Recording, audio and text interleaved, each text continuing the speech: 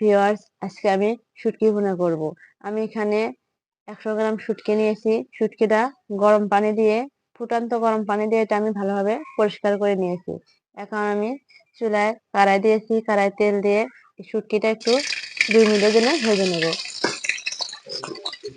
শুটকির সাথে আমি কয়েকটা রসুন দিয়ে দিলাম, এতে শুটকির কাঁচা গন্ধটা থাকবে না।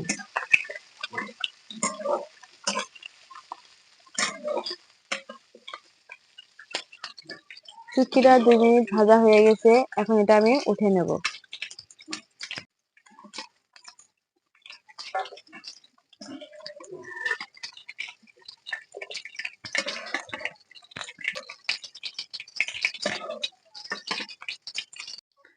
এখন আমি এখানে দিয়ে দেব পেঁয়াজ কুচি।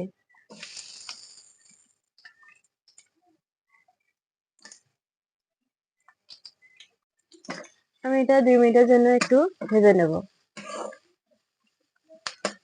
দিয়ে দিলাম রসুনের কোয়া। পেঁয়াজটা দেখেন একটু ভাজা ভাজা হয়ে গেছে। এখন আমি এখানে দিয়ে দেব কাঁচামরিচ কুচি। আমি আজকে রান্নাটা কাঁচামরিচ দিয়েই ভুনা করব।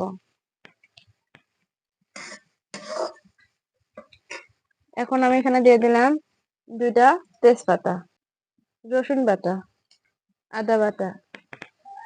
রসুন আর আদাটা আমি 2 মিনিটের জন্য ভেজে নেব, যাতে আদার গন্ধটা না থাকে।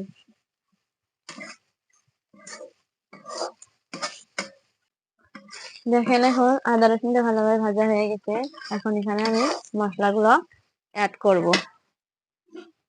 দিয়ে দিলাম স্বাদ মতো লবণ, হলুদ গুঁড়া, জিরের গুঁড়া, ধনিয়ার গুঁড়া,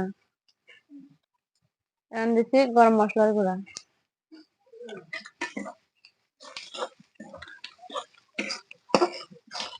আমি এখানে সামান্য পরিমাণে একটু পানি দিয়ে দিলাম।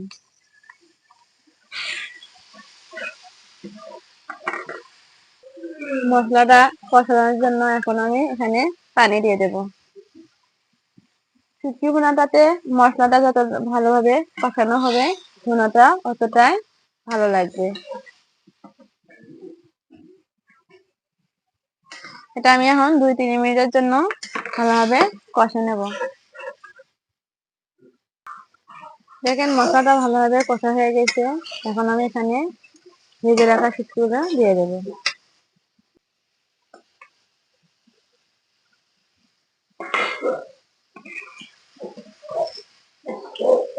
শুটকি আর মশলাটা আমি 2 মিনিটের জন্য এরকম নেড়ে নেড়ে ভেজে নেব।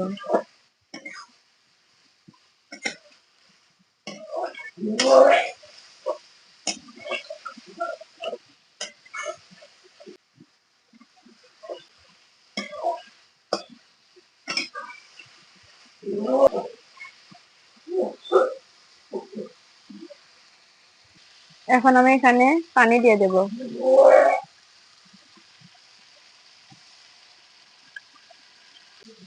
শুটকিটা যেন নিচে পানির নিচে থাকে। আমি এটা এখন 5 মিনিটের জন্য ঢেকে দিলাম। দেখেন 5 মিনিট পর আমি এটা ঢাকনাটা এখন উঠালাম। দেখেন এখন শুটকি ভুনাটা আমার কতটা সুন্দর হয়ে গেছে। আমি আরো 2-3 মিনিট এটা ভালোভাবে জাল করে নেমে নেব। এভাবে শুটকি ভুনা করলে যে কেউ প্লেটের ভাত শেষ করে ফেলবে।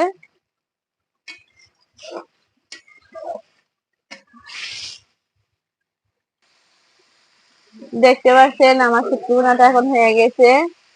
আজকের রেসিপি এখানে শেষ। দেখা হবে অন্য কোনো রেসিপিতে। ধন্যবাদ, সবাই ভালো থাকবেন। খোদা হাফেজ।